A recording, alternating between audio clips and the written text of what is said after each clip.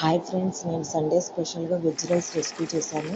ఈ రెసిపీ చాలా టేస్ట్గా ఉంటుంది. దీనికోసం ఒక బాణాలీలో నేను ఇంట్లో చేసిన బటర్ ఉంటే ఒక సగం హాఫ్ వరకు అది, అలాగే ఒక హాఫ్ ఆయిల్ వేసుకున్నాను. ఆయిల్ హీటెక్కిన తర్వాత బిర్యానీ ఆకులు కొంచెం ఒక 2-3 లవంగాలు చెక్క వేసుకున్నాను ఫ్రెండ్స్. తర్వాత కట్ చేసిన వెజిటబుల్స్ వేసుకుంటున్నాను. నేను ఆనియన్స్ అలాగే చిల్లీ యాడ్ చేసుకుంటున్నాను. ఇవి కొంచెం ఫ్రై అయిన తర్వాత మిగతా వెజిటేబుల్స్ అనేవి యాడ్ చేస్తాను ఫ్రెండ్స్. ఈ రైస్ రెసిపీ చాలా టేస్ట్గా ఉంటుంది. దీంట్లో నేను కొత్తిమీర పుదీనాను యూజ్ చేయట్లేదు ఫ్రెండ్స్. అలాగే ఎక్కువ మసాలాలు కూడా యూజ్ చేయట్లేదు. దీన్ని మనం వెజిటేబుల్ బిర్యానీ అనుకోవచ్చు, పులావ్ అనుకోవచ్చు, వెజిటేబుల్ కిచిడి అనుకోవచ్చు. ఎట్లయినా ఈ రైస్ అయితే చాలా టేస్ట్గా ఉంటుంది. అలాగే ఈ ఉల్లిపాయ పచ్చిమిర్చి కొంచెం ఫ్రై అయిన తర్వాత నేను ఇందులో పొటాటోస్ యాడ్ చేసుకున్నాను ఫ్రెండ్స్. పొటాటోస్ యాడ్ చేశాను, అలాగే టొమాటోస్ యాడ్ చేసుకున్నాను. ఇంకా దీనిలో నేను పచ్చి బఠానీలు నానబెట్టుకున్నవి వేసుకున్నాను, అలాగే బీన్స్ వేసాను. ఇలా అన్ని రకాల వెజిటబుల్స్ ఇందులో ఉండబట్టి మనం స్పెసిఫిక్గా కర్రీ అనేది వండుకోవసరం లేదు. ఈ రైస్ వండేసేసుకుని ఈ వెజిటబుల్ రైస్లో మనం రైతాని ప్రిపేర్ చేసుకుంటే కనుక సూపర్ టేస్ట్గా ఉంటుంది.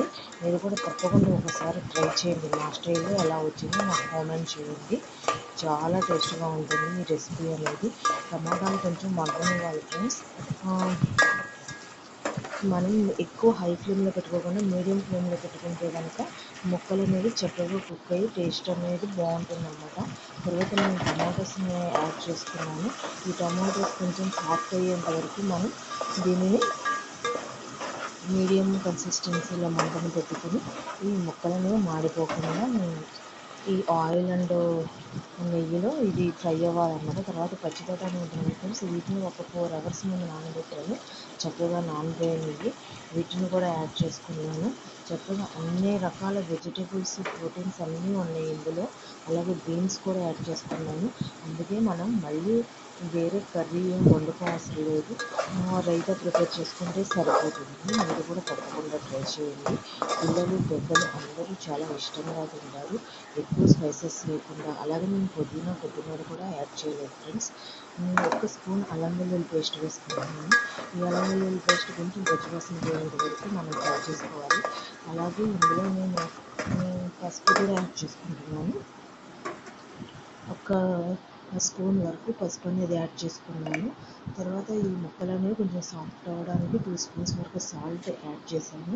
సరిపోకపోతే మళ్ళీ మనం వాటర్ అనేది యాడ్ చేసుకున్న తర్వాత చూసుకోవచ్చు అన్నమాట. 2 స్పూన్స్ వరకు సాల్ట్ వేసుకున్నాను. అలాగే 2 స్పూన్స్ వరకు రెడ్ చిల్లీ కూడా తీసుకున్నాను. అలాగే గరం మసాలా కూడా యాడ్ చేసుకున్నాను ఫ్రెండ్స్. ఈ మొత్తం కూడా ఈ ముక్కలకు పట్టేటట్టుగా మీడియం కన్సిస్టెన్సీలో పెట్టుకుని మనం వీటిని ఫ్రై చేసుకోవచ్చు ఫ్రెండ్స్. చక్కగా మగ్గిపోతాయి అన్నమాట. ముక్కలన్నిటికీ ఈ ఉప్పు, కారం, గరం మసాలా, అల్లం వెల్లుల్లి పేస్ట్, అలాగే పసుపు ఇవన్నీ కూడా యాడ్ అయ్యి ఫ్లేవర్ అనేది బాగుంటుంది.